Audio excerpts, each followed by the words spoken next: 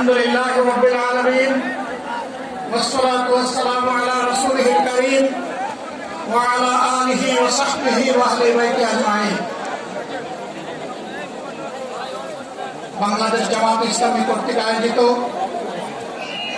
আজকের এই জাতীয় সমাবেশে উপস্থিত সম্মানিত জাতীয় নেতৃবৃন্দ, বন্ধু সংগঠনের নেতৃবৃন্দ, শহীদ পরিবারের গর্বিত সদস্যবৃন্দ, 24 জুলাই যোদ্ধাবৃন্দ, দেশবাসী এবং আমার সাংবাদিক বন্ধুগণ, আমি সর্বপ্রথম মহান রবের দরবারে শুকরিয়া আদায় করছি। ফ্যাসিবাদের পতনের পর অত্যন্ত অনুকূল পরিবেশে আল্লাহ রাব্বুল আলামিন আজকের এই সমাবেশটি করার আমাদেরকে তৌফিক এনায়েত করেছেন। আলহামদুলিল্লাহ। আল্লাহ তাআলার পক্ষ থেকে তার গোলামদের প্রতি এই যে মেহেরবানি, এর জন্য নত শিরে আরেকবার আমি শুকরিয়া আদায় করছি। আলহামদুলিল্লাহ। সম্মানিত বন্ধুগণ, যাদের ত্যাগ এবং কুরবানির বিনিময়ে 15.5 বছরের কঠিন অন্ধকার যুগের যাতাতলে পিষ্ট হয়ে যারা ধীরে ধীরে দুনিয়া থেকে নির্যাতিত হয়ে বিদায় নিয়েছেন,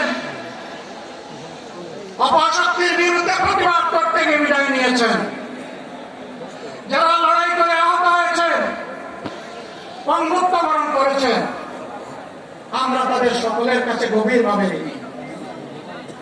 মহান আল্লাহর দরবারে তৌফিক চাই, বাংলাদেশ জামাতে ইসলামীর অস্তিত্ব যতদিন থাকবে আল্লাহ যেন তাদের ঋণ পরিশোধ করার শক্তিটাও ততদিন আমাদেরকে দান করেন। আমিন।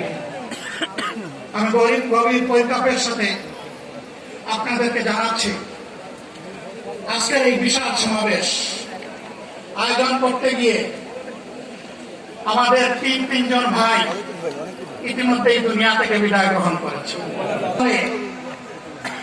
আজকে যারা বিভিন্ন ধরনের কথা এবং দাবি দাওয়া পেশ করছেন, তারা তখন কোথায় থাকে? অতএব আসুন, যাদের ত্যাগের বিনিময়ে আল্লাহ তাআলার এই নিয়ামত পাওয়া, তাদেরকে যেন অবজ্ঞা এবং অবহেলা না হয়। শিশু বলে তাদেরকে যেন তুচ্ছ তাচ্ছিল্য না, অহংকার করে অন্য দলকে যেন তুচ্ছ তাচ্ছিল্য না, অরাজনৈতিক ভাষায় আমরা যেন কথা,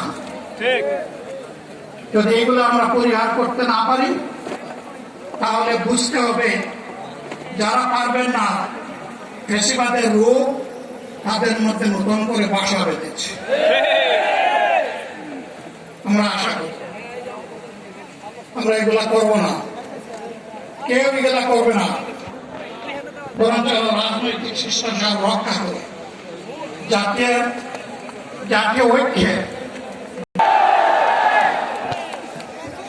এই দুর্নীতির মূল উৎপাদন করার জন্য যা দরকার, আমরা তারুণ্য এবং যৌবনের শক্তিকে একত্রিত করে সেই লড়াইয়ে ইনশাআল্লাহ বিজয় লাভ করব।